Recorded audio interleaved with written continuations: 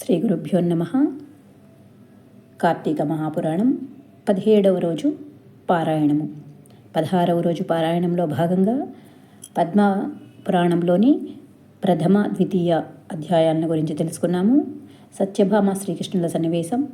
సత్యభామ కోరిన విధంగా పారిజాత వృక్షాన్ని తీసుకువచ్చి ఆమె పెరటిలో శ్రీకృష్ణుడు నాటేలా చేశాడు.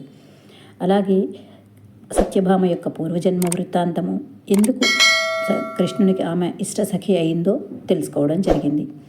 మళ్ళా చెబుతున్నాడు సూతుడు.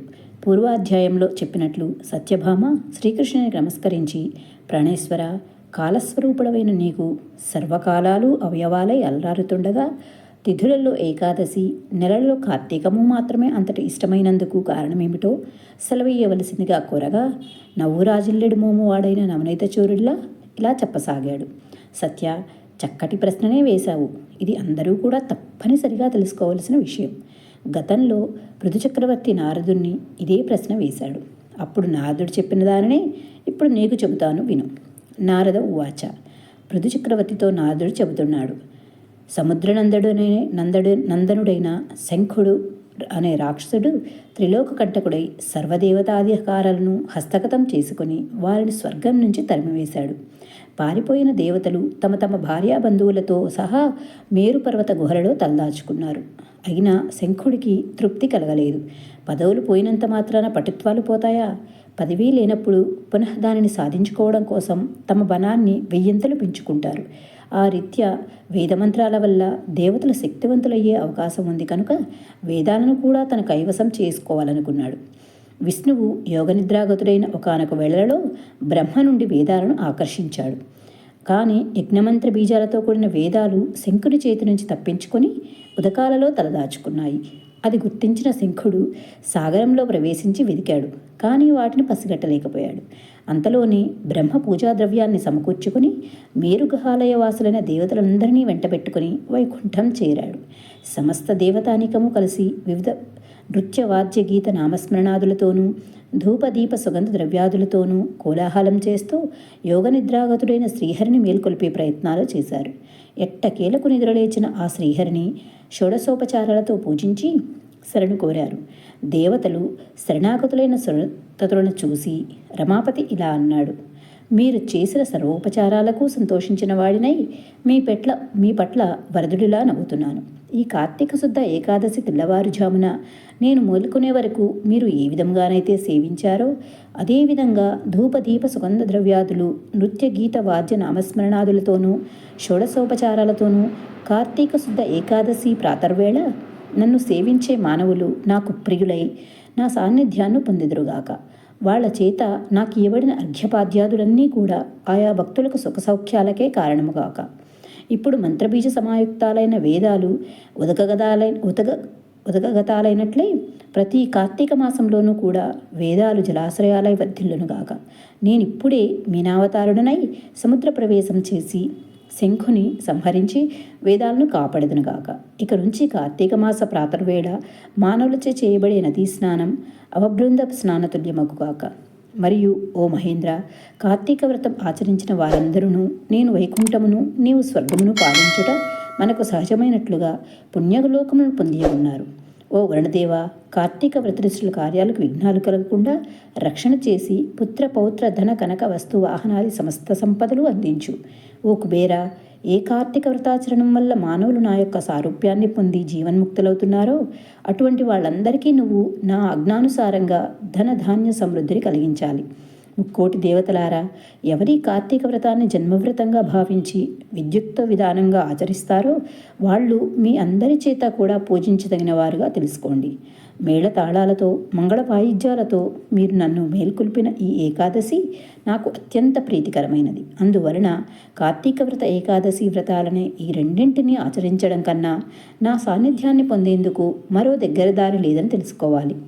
తపోదాన యజ్ఞతీర్థాదులన్నీ స్వర్గఫలాన్ని ఇయ్యగలవేమో కానీ నా వైకుంఠాన్ని అవదాన్ని ఇయ్యలేవు సుమా. తృతీయోధ్యాయం సమాప్తము.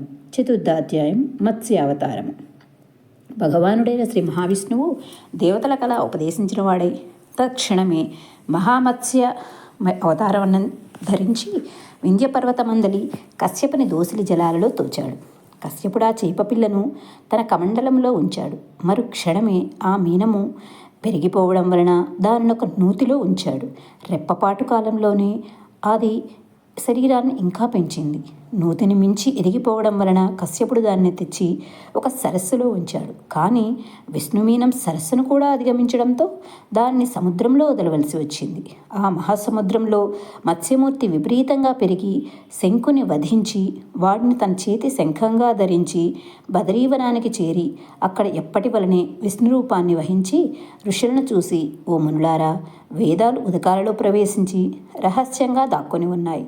మీరు వెళ్ళి జలాంతర్గతములైన ఆ వేదాలను వెతికి తీసుకుని రండి. నేను దేవణ సమాయుక్తుడునై ప్రయాగలో ఉంటాను అని చెప్పాడు. విష్ణువాజ్ఞను శిరసావహించిన ఋషులు సముద్రంలోకి వెళ్ళి యజ్ఞబీజాలతో కూడి ఉన్న వేదాన్వేషణ ఆరంభించారు.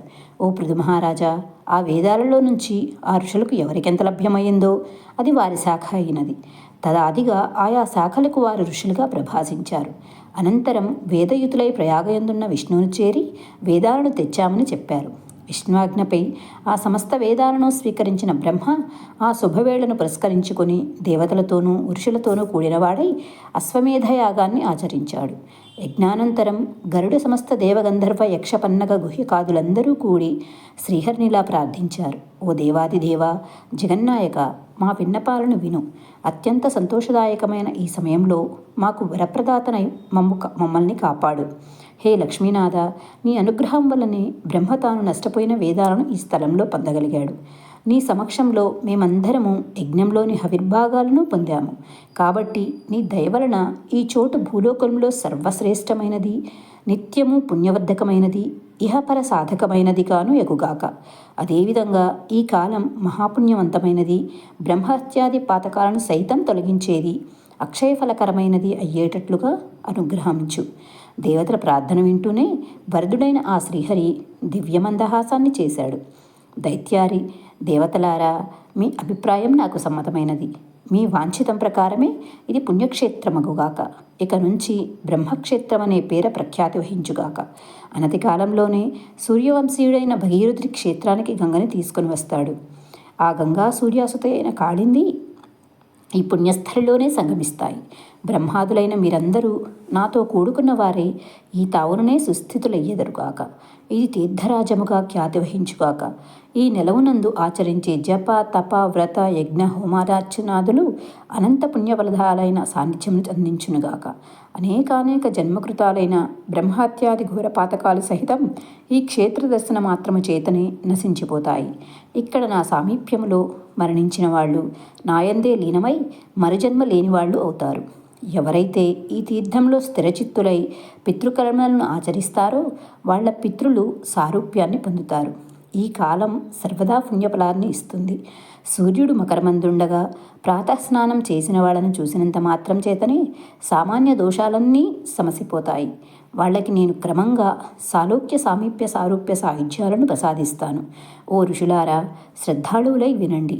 నేను సర్వకాల సర్వావస్థలలోనూ కూడా ఈ బదరీవన మధ్యంలోనే విడిది చేసి ఉంటాను. ఇతరేతర క్షేత్రాలలో సంవత్సరాలుగా తపస్సు చేయడం వల్ల ఏ ఫలం కలుగుతుందో ఈ ఫలాన్ని ఈ క్షేత్రంలో ఒక్కరోజు తపస్సుతోనే పొందవచ్చు. ఈ తీర్థ దర్శనం మాత్రం చేతనే సర్వులు తమ పాపాలను పోగొట్టుకున్న వారై జీవన్ముక్తులవుతారు. శ్రీ మహావిష్ణువు ఈ విధంగా దేవతలకు వరప్రదానం చేసి బ్రహ్మతో కలిసి అంతర్హితుడయ్యాడు. ఇంద్రాదులందరూ కూడా తమ తమ అంశలను ఆ క్షేత్రంలో విడిచి తాము కూడా అదృశ్యులయ్యారు. ఓ పృథునృపాల, ఈ బదరీవన యాత్రా దర్శనాదుల చేత మానవులు ఎంతటి పుణ్యాన్ని పొందగలరో అంతటి పుణ్యాన్ని కూడా ఈ కథాశ్రవణం మాత్రం చేతనే పొందగలరయ్యా అని చెప్పి ఆగాడు నారదుడు. ఏవం శ్రీ పద్మపురాణాంతర్గత కార్తీక మహత్యమందు 3-4 అధ్యాయములు సమాప్తము. 17వ రోజు పారాయణం సమాప్తము. కార్తీక మాసంలో కార్తీక మహాపురాణాన్ని పఠించేటువంటి అదృష్టాన్ని కల్పించిన ఆ దేవదేవునికి మనస్ఫూర్తిగా కృతజ్ఞతలు తెలియజేసుకుంటాను. వింటున్న మీకు అందరికీ కూడా ఆయురారోగ్యాలు, అష్టైశ్వర్యాలు, పుత్రపోత్రాదులతో సంతోషంగా వర్ధిల్లాలని కోరుకుంటూ సర్వేజన సుఖినో భవంతు. మళ్ళీ రేపటి పారాయణ కార్యక్రమంలో కలుసుకుందాం. సర్వం శ్రీవార్పణమస్తు.